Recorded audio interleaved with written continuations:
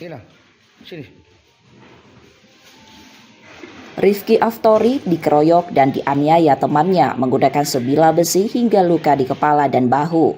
Penganiayaan inilah yang dilaporkannya ke Polrestabes Palembang.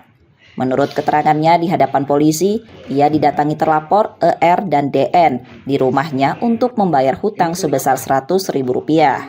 Namun terlapor datang berteriak membuat pelapor tersinggung dan terjadi keributan. Saat keributan itulah terlapor mengeroyok dan menganiaya pelapor menggunakan besi. Aku suruh diam gitu, keluarlah Beki, kalau mulut kau nak besar, jangan ribut di sini, jangan ngomong, nggak enak ya kan. Ya seneng lah dia nih Pak. Terus menerjang motor aku, langsung balik dia nih Pak. Langsung balik, tunggu kau ini. Tunggu, datang lagi dia ke rumah, mau tigo, makasih kau. Pas di Setelah rumah. dia ribut, itu apa? Ada Pak RT di situ, mereka ini langsung lari.